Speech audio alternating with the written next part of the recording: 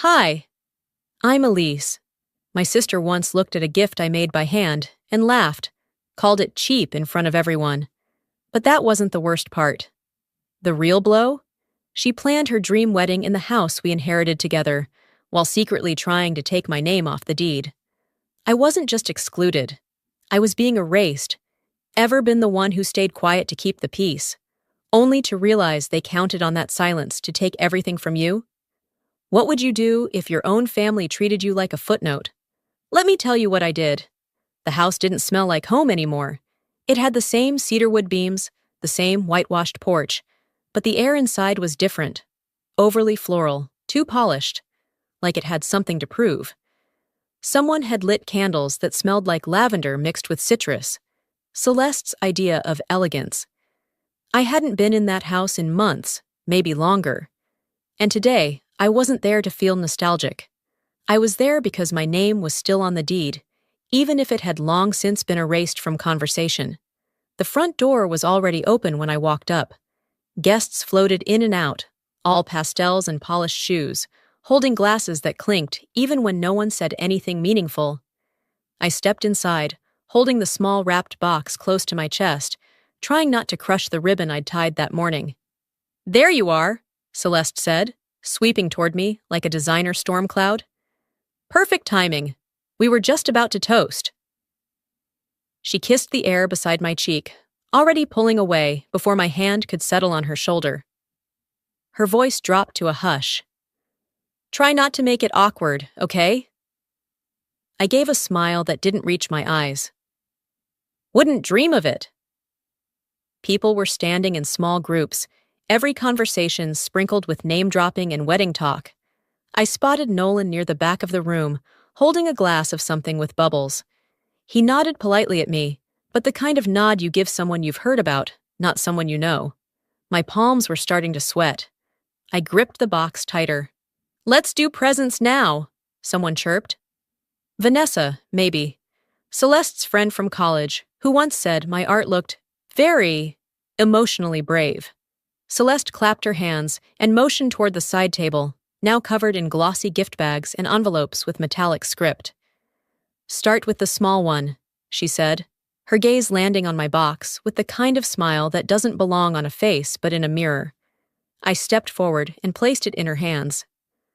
"I made it myself," I said, my voice steady. "Oh?"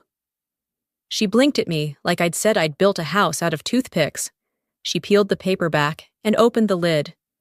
Inside was a hand-stitched embroidery piece, our family tree, down to the details. I'd worked on it for weeks, matching thread colors to old photos, choosing a frame that wouldn't overwhelm the stitches. Every name had been placed with care, even hers. She stared at it. Her lips twitched. "Oh my," she said, then looked up at the room. "This looks so cheap." The words hit harder than they should have. The room broke into a light ripple of laughter, polite, restrained, but loud enough. Nolan let out a half chuckle, then sipped his drink to hide the rest. Celeste shook her head with mock pity. "You know there's a registry, right? But this is sweet, I guess." I said nothing, just nodded and stepped back. My face felt hot, my ears ringing, but I kept that smile glued on like armor. I spotted a couple exchanging glances, clearly unsure if they were witnessing a joke or something meaner. The embroidery lay on the table, sideways, the frame catching too much light. A few minutes later, Celeste clinked her glass. "I just want to say thank you all for being here. This home, this legacy, has been in our family for generations. My mother, my grandmother, even great-grandmother stood on these floors. And now, I get to start a new chapter here, with the man I love." She raised her glass. "To family tradition." Everyone toasted. Except me. Because I knew what wasn't said. The part where I'd helped save this house after Dad passed, when Celeste didn't return my calls until the probate lawyer said it might get liquidated. The part where I'd cashed out my retirement to cover back taxes, while she was off at a yoga retreat in Sedona. But sure. Legacy. My name didn't come up once, not when she spoke of generations, Not when she thanked everyone for their support. I could have been a guest, or a caterer, or a mistake someone forgot to uninvite. She finished her toast, Nolan kissed her cheek, and the crowd clapped like they'd just watched a trailer for something they didn't plan to see. I stood in the hallway for a moment, just long enough to feel the space shrink around me. No one turned. No one noticed when I left. I walked back to my car with the keys already in hand.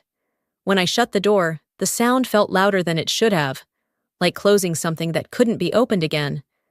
I didn't cry. That would have been too easy. I didn't yell. That would have let her win. I just sat there, staring through the windshield, looking at the house I once called mine. Not by ownership, but by memory. And for the first time in my life, I didn't want to walk back inside. By the time I got back to my apartment, the sun had already dipped below the rooftops. The heat of the day clung to the sidewalks, like it refused to let go. But inside my place, it was quiet. Too quiet.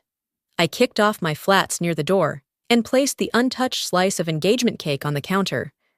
I hadn't had the appetite for it at the party, and I still didn't now.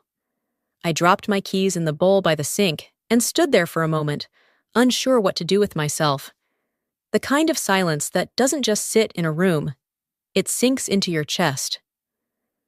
A breeze nudged the curtains near the back window, and I could hear the faint rumble of a car somewhere down the block. My phone buzzed, but I didn't look at it.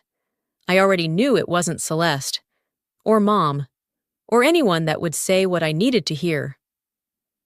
I sat at the kitchen table and opened my laptop, more out of habit than anything else. A notification popped up. Celeste had shared the party video link with the family group thread. The subject line read, "For the memories?" I hesitated. Part of me wanted to ignore it, but my curiosity got the better of me. Maybe, just maybe, I'd be in it. Maybe she remembered something that mattered. I clicked play. It opened with a sweeping shot of the house, the camera moving through each freshly polished room, soft piano music playing under the footage. The next frame jumped to Celeste and Dad, fishing off the dock, back when we still had the lake house. Then her prom, her first wedding, her graduation. Our mother hugging her tightly outside a church. Not once did I appear. I watched the entire thing, 7 minutes, 23 seconds, and my face never showed up. Not in the group photos, not in the candids, not even in the background. I refreshed the page. Thought maybe it was an error. Maybe there was a second video. I searched the link history. Nothing. She'd curated a history that erased me completely. Like I was a footnote she'd decided wasn't relevant anymore. I leaned back in my chair, blinking hard. Not because I was going to cry, but because my eyes had dried out from staring too long without moving. My phone buzzed again. A message this time, from the planner probably. I ignored it. When I went to put the laptop away, I noticed something under the pile of mail on the entryway table. A tri-folded brochure, creamy paper with gold embossing. It looked like something printed for a museum. At the bottom, in elegant serif font, "The Catherine Legacy Home, preserved by Celeste and family." I stared at it for a moment before flipping it open. Inside was a narrative, more polished than truthful, about the remarkable women of the Catherine line, with Celeste listed as the current steward of the estate. No mention of me, not even in the smallest print. There was a page on family contributions, too. Grandfather's military record, Celeste's charity events, my mother's civic awards. Again, nothing about the years I handled the estate taxes or the summer I refinished the floors myself when we couldn't afford contractors. All of it vanished, overwritten. I pressed the brochure flat against the table and ran my hand across it like it might change under my touch. It didn't. Instead, a memory surfaced, uninvited. I was 18. Celeste had just graduated college, and Mom had thrown her a big party in the backyard. The day after, I stayed behind to clean. Scrubbed the grill, hosed down the patio, threw out soggy paper plates. Later that night, I opened the fridge and found a small cake box shoved to the back. "Happy birthday, Elise!" Written in faint icing, tilted from the car ride over. No candle, no card. That night, I told myself maybe they were just tired. Maybe they forgot the date. Maybe I hadn't reminded them enough. That's how it starts. The excuses you build to make silence feel less cruel. I looked at the brochure again. The story she'd built, the version of our family she'd handed out to vendors and friends, and probably emailed to investors as some charming backstory. She'd cut me out without ever lifting a pair of scissors. I closed the laptop gently and set it aside. My hands didn't shake. I wasn't angry, at least not in the traditional sense. What I felt was deeper, like realizing a photo had been doctored and you were the part edited out. I got up, pulled a fresh notepad from the drawer, and sat back down at the table. I opened to a blank page and began writing dates, memories, names. Not for anyone else, just for me. The time I met with the estate lawyer, the checks I wrote, the times I called the roofer, the weekend I drove 6 hours to get a deal on reclaimed wood for the downstairs hallway. I didn't need anyone to validate it, but I also didn't want to forget that it happened. They say history belongs to those who write it, so I started writing mine. The next morning, I woke up with a stiffness that had nothing to do with sleep. It settled somewhere between my shoulders, a quiet tension I couldn't stretch out. I made coffee, not because I wanted it, but because routine gives the illusion of order. My spoon clinked against the side of the mug louder than usual, or maybe it just felt that way in the silence. By late morning, I'd talked myself into driving over to Mom's. I packed some chicken soup in a glass container and wrapped it in a towel like I'd done so many Sundays before. Her apartment wasn't far, just a 15-minute drive across town, but today it felt like heading towards something I couldn't quite name. When she opened the door, she smiled like she hadn't forgotten anything, like last night's party hadn't happened. "Oh, Elise, come in," she said, stepping aside. I kissed her cheek and handed her the soup. She set it down on the counter and walked into the living room as if I wasn't standing there holding a conversation starter in my hands. I followed her slowly. She turned on the TV, some home renovation show where perfect strangers fixed other people's problems with sledgehammers and tile samples. We sat in that manufactured comfort for a few minutes before I cleared my throat. "I didn't stay long last night," I said, as neutrally as I could manage. She didn't look over. "It was lovely, wasn't it? Celeste really knows how to put on a show." A show. That was exactly what it was. I nodded slightly. It felt a little distant. That got her attention, barely. "Well, your sister has a lot on her plate right now. You know how she is, wants everything just right." "I noticed," I said, then paused. "I guess I just wasn't expecting to be left out of so much." She sighed. A long, practiced exhale. "Elise, sometimes it's better to let things go. Don't make this about you. It was her night." There it was. The line I'd heard more ways than I could count. Don't make this about you. The unspoken mantra of being the second daughter, the quieter one, the one who fills the cracks, but doesn't get her name carved into the stone. I forced a smile. "Of course." She patted my hand like I was being overly sensitive. "You've always been the strong one." I almost laughed. Not because it was funny, but because of how often strength is used as a reason to ignore someone's absence. Later, while rinsing our dishes at the sink, I noticed a few papers tucked under her recipe stand. The top one had been folded in half, like someone meant to put it away but got distracted. I didn't mean to read it, at least not at first, but a phrase caught my eye. House Design and Problem Management. The email was a forwarded chain. Celeste had sent it to her wedding planner, and Mom had printed it. Why, I didn't know. The message read, "Don't worry about Elise. She's always been the quiet one. We'll manage her." Manage me. Like I was a spreadsheet, a pothole, a tricky headline in a family press release. I folded the email back the way I found it, my hands steady, but my chest hollowing out slowly, like a balloon losing air in a room where no one hears the hiss. We chatted for a little while longer, about the neighbor's cat, her latest book club pick. But I wasn't there anymore. When I got home, I placed the folded email next to my laptop. It sat there for a few minutes before I opened the shoebox in the closet. Inside were old cards and photos I hadn't looked through in years. One envelope, yellowed at the edges, had my name in Dad's handwriting. I opened it carefully. It was the card he gave me when I graduated college. I'd forgotten the words until I read them again. "You are the soul of this family, even if no one says it out loud." I sat there for a while, holding it between my fingers like it might fall apart if I let go. Then I pulled out a manila folder and labeled it, "In case I forget my worth." Inside, I placed the email, then the card, then the photo of me sanding the stairs back in 2009, the summer the house almost fell apart, and no one else had time to care. I didn't intend to use any of it, not yet. But something in me had shifted. Not a scream, not a fight, just a turning of the lock. They weren't preparing to confront me. They were preparing to erase me before I noticed it was happening. So I started preparing too. I didn't sleep much that night. It wasn't insomnia exactly, more like my mind kept pacing even while my body stayed still.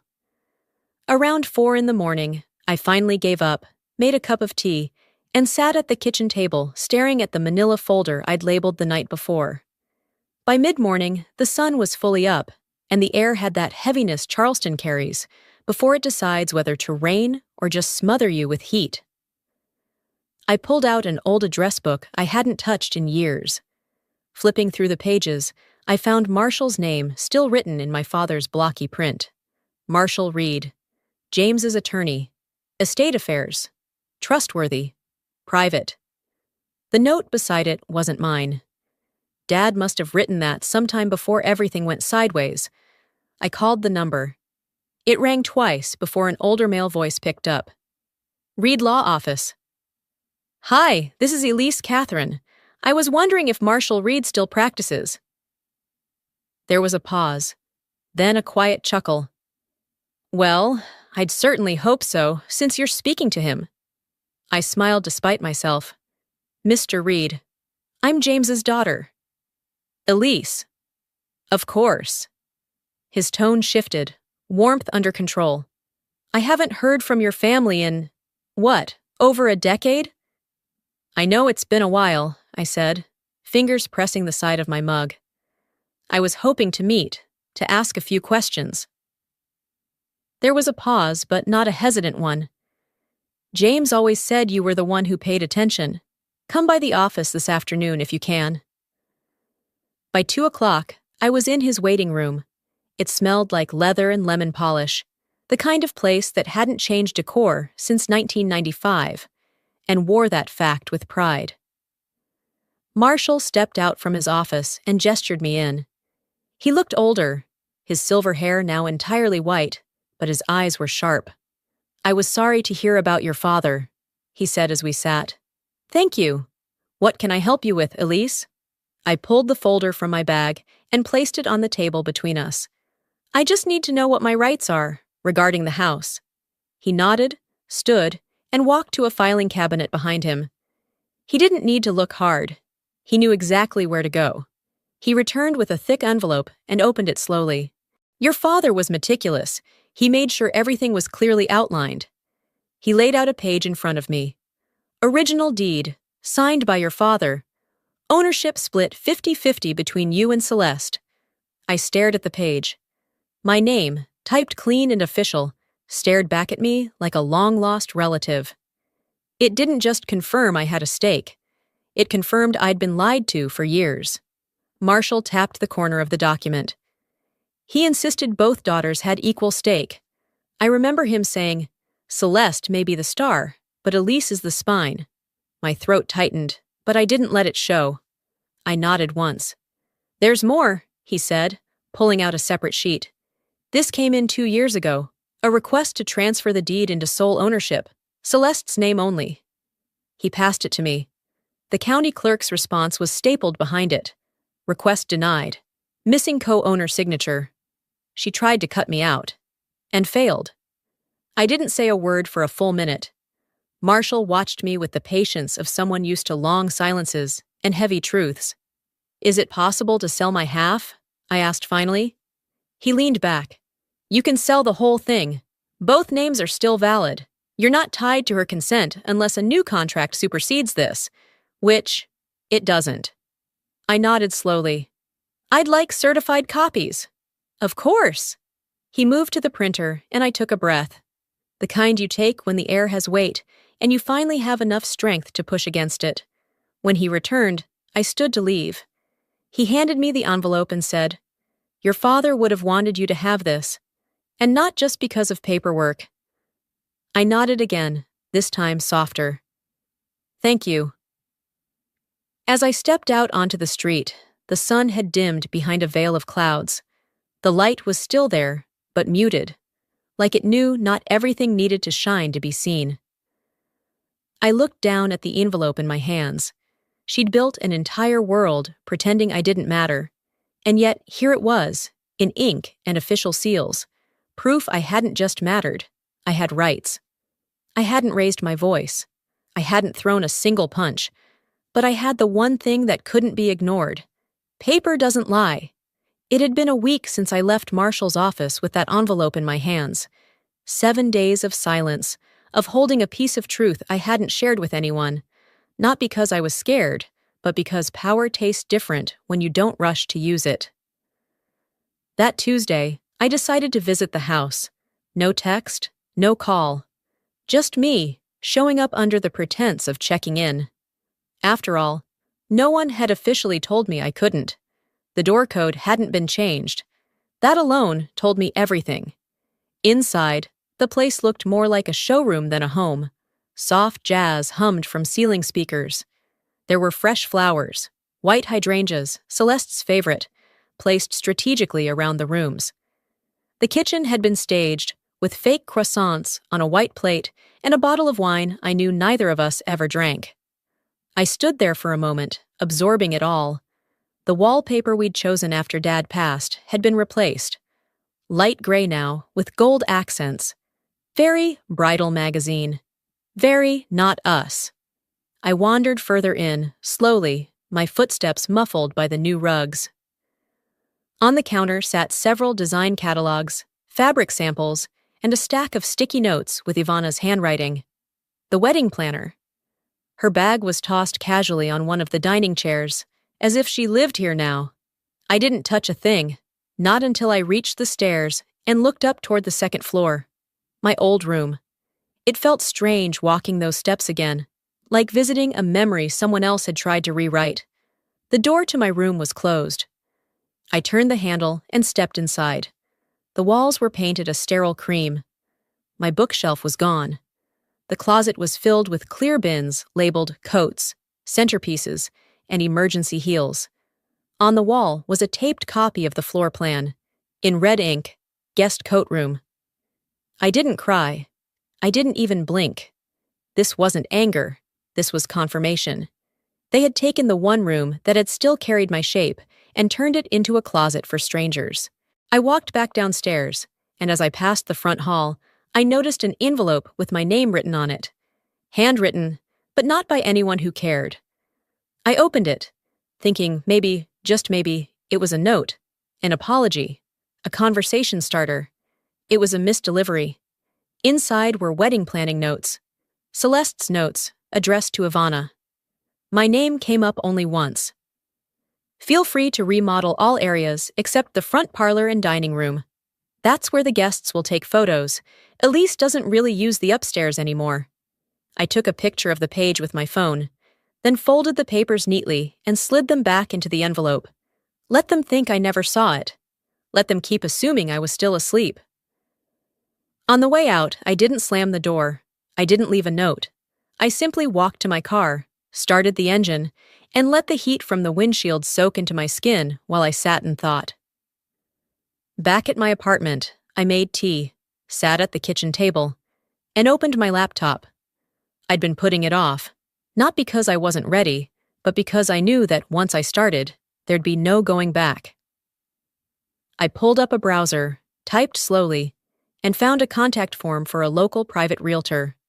One I'd met once years ago when helping a friend relocate. They specialized in historic homes and confidential listings. In the inquiry box, I wrote, "Waterfront property, historic, motivated seller, discretion essential." I didn't name the address, not yet. But I knew they'd call. Homes like ours didn't sit long, not in Charleston, not with a backyard that kissed the marsh. When I hit send, I didn't feel guilt, I didn't feel fear, I felt calm. They had repurposed my room, my history, my presence, but they had no idea I'd already started repurposing the house. Not to get even, to get free. 3 days passed with no word from Celeste. No calls. No carefully worded emails. No surprise knock at the door. And I knew that silence wasn't peace. It was calculation. She was either pretending nothing had happened or planning her next move. I wasn't sure which was worse. On Thursday morning, I was steeping tea when the doorbell rang. It wasn't a neighbor or a package. It was Celeste. She stood on my front porch in white linen, her arms folded like she was about to deliver a warning, not a greeting. Behind her, Ivana lingered a few steps back, sunglasses still on despite the overcast sky. "Open the door, Elise," Celeste said, tight-lipped. "We need to talk." I didn't invite them in. I simply stepped aside. She took that as permission and breezed past me like she still owned the house and the air inside it. The planner followed, awkward and silent, clutching a sleek leather portfolio like it might shield her from the tension crackling in the room. "I got a call," Celeste began, turning to face me once I'd closed the door. "From someone in real estate. Said the house was being quietly marketed. Can you explain to me why my wedding venue is being listed behind my back?" I stayed calm. "Have you looked at the deed lately?" Celeste blinked. "What's that supposed to mean?" I walked to the hallway table, opened a drawer, and pulled out the certified copy Marshall had given me. I held it out without a word. She didn't take it, so I laid it gently on the entryway table between us. "Half of that house belongs to me," I said evenly. "Legally. Still. Always has." Ivana looked between us, clearly re-evaluating whether she should have come. Celeste crossed her arms. "This is petty, Elise. You're going to ruin everything over some technicality? This is my wedding." "No," I said. "This is our family home, and you're turning it into a photo shoot. That's not fair." "Neither is being erased," she scoffed. "You're being dramatic." I tilted my head slightly. "You're being entitled." We stood there in silence for a moment that stretched thin as wire. Then the door opened again. Nolan walked in, keys still in his hand. He stopped short when he saw all of us there. Celeste mid-argument, Ivana shifting uncomfortably, and me holding my ground. "I didn't realize there was a meeting," he said carefully. Celeste composed herself in seconds. "We were just clearing something up." Nolan turned to me. "Is this about the house?" I nodded once. Celeste interjected, her voice syrupy. "It's just a misunderstanding." I didn't raise my voice. I didn't have to. "It's not complicated," I said, handing Nolan the same document. "It's documented." He read silently. His expression didn't change much, but his eyes stopped on my name. Printed, legal, real. "You're co-owner?" he asked, more to confirm than question. "Yes," I answered, and she tried to transfer full ownership without my signature. The clerk denied it. Celeste's face hardened. "Why are you doing this? Out of spite?" "No," I said. "Out of necessity." Ivana finally broke her silence. "Should I step out?" "No," I replied, keeping my eyes on Celeste. "You might as well hear it." I turned slightly, my voice steady but colder now. "I've watched you claim credit for everything, from family history to this house to my silence. But here's the truth. You can't stage a wedding in a house you don't legally control. And you certainly don't get to erase me and expect me to stay quiet while you make a grand entrance on the very floorboards I paid to fix." Celeste laughed bitterly. "You've always had a flair for martyrdom." "No," I said. "I've just learned that being quiet doesn't mean being invisible, and I don't need your approval to matter." Nolan didn't say a word, but he folded the paper and handed it back to me, not her. That said more than any speech could. Celeste looked at him, then back at me, eyes sharp but uncertain. She opened her mouth to respond, then closed it again. She turned on her heel and left without saying another word. Ivana hesitated. "We'll be in touch," she said softly before following her out the door. When it shut behind them, the house fell silent again. But this time, the silence wasn't hollow. This time, I'd filled it. I stayed in the foyer for a while after the door closed, listening to the echo of Celeste's heels fading down the steps, like thunder finally moving off in the distance. I didn't move, didn't sit, didn't even exhale. I'd said what needed to be said. The words hung in the air like smoke after a match strike. Not hot, not angry, just lingering truth. By the next morning, I had confirmation that our quiet battle had become a full-blown war. The envelope came via overnight courier. A pale gray folder inside bore the crest of a downtown law firm Celeste had used before, when she sued an old business partner for breach of contract and won. She didn't believe in consequences unless she was the one delivering them. Inside was a formal demand for mediation. "Disputed use of shared property," it said. I scanned the lines quickly. "Cease all sales activity, suspend the listing, refrain from contacting realtors or potential buyers." There was no signature from Celeste, but her fingerprints were all over it. Before I had time to digest it, my phone buzzed. "Hi, is this Elise Catherine?" a familiar voice asked. It was Marcy from the realty firm. "I just wanted to give you a heads up. We got a call this morning, someone claiming you didn't have legal authority to list the property. We've paused things for now." Of course she did. The same woman who ignored every bill I paid, every repair I made, now suddenly remembered we shared something. I thanked Marcy, told her I'd be in touch soon, then hung up. It took less than 24 hours for Celeste to strike, but I was done being caught off guard. That afternoon, I drove to my doctor's office. I'd known Dr. Ellis for over a decade. We didn't talk often, but he'd seen me through a few surgeries and an early cancer scare. He didn't ask why I needed a cognitive evaluation on paper. He just did it. When he handed over the notarized letter confirming my mental fitness and decision-making ability, he didn't press for details. "Just in case," I told him. He nodded once. "Some families don't understand quiet strength until it refuses to sit down." From there, I drove straight to Marshall's office downtown. I handed him the legal packet, the evaluation letter, and a copy of my response. "Do not let them make this about my stability," I told him. "She'll try to spin this as me unraveling. I want it clear and on record. I know exactly what I'm doing." Marshall flipped through the documents, his eyes narrowing. "She's playing hardball," he muttered, "but she overreached.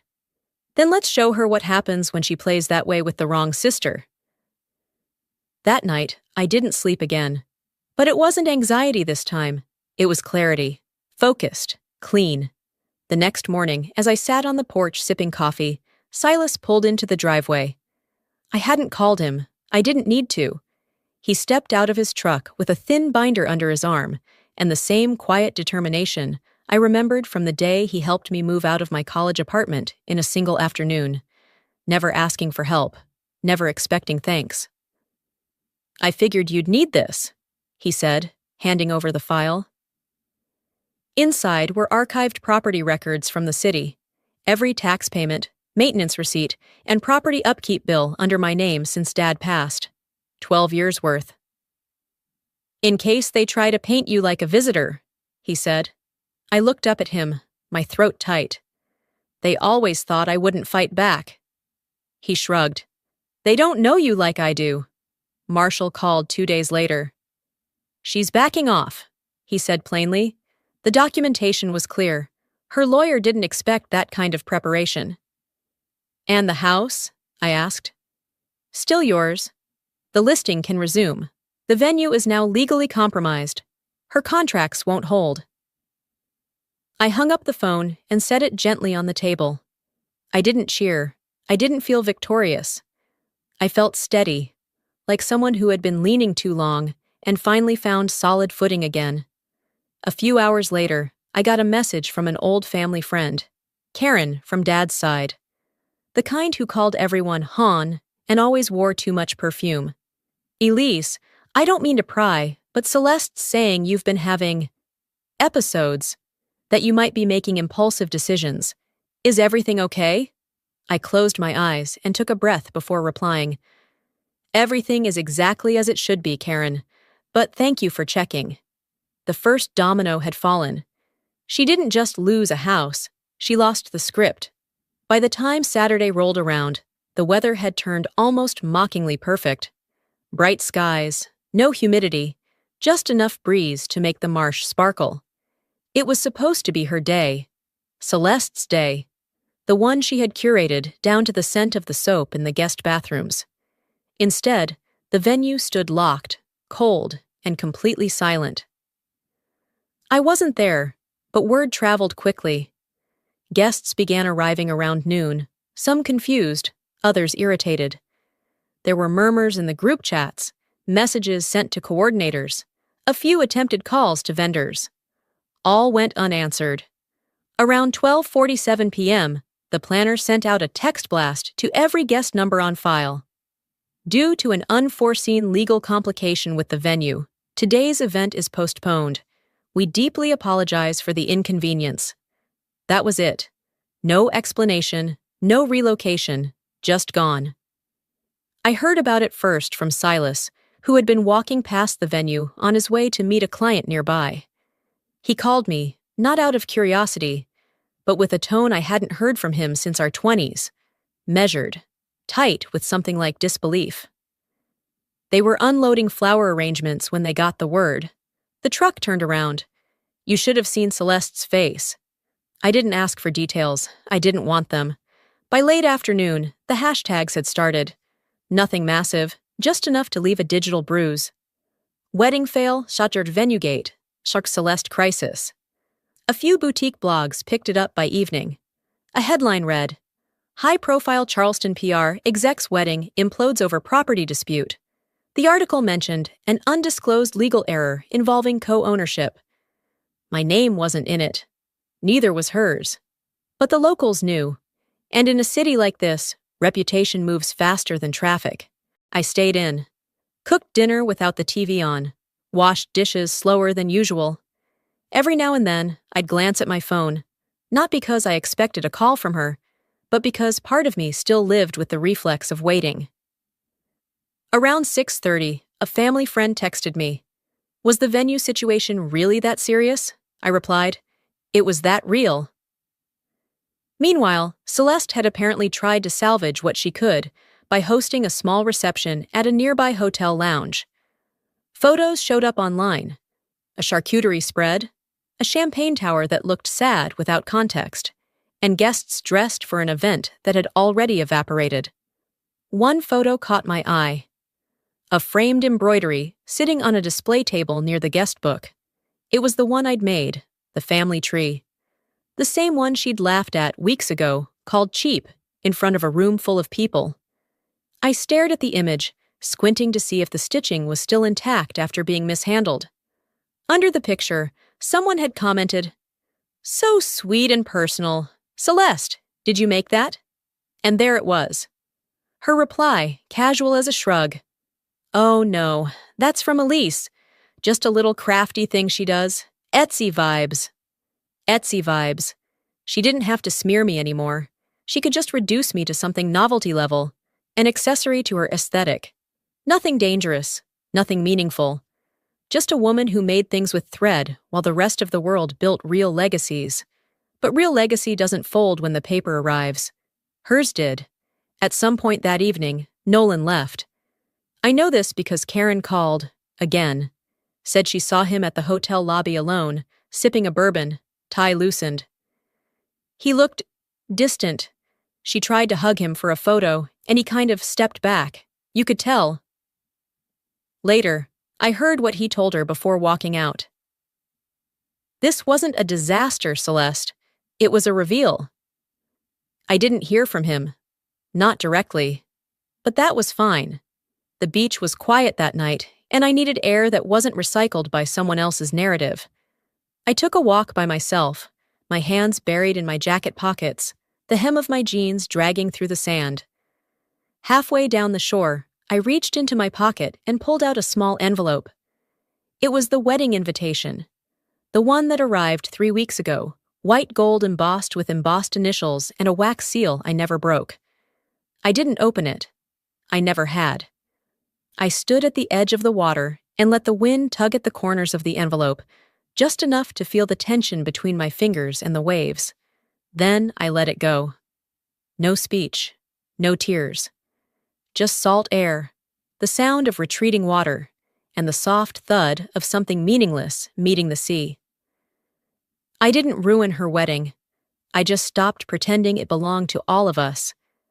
The envelope disappeared into the waves without resistance, and I didn't look back.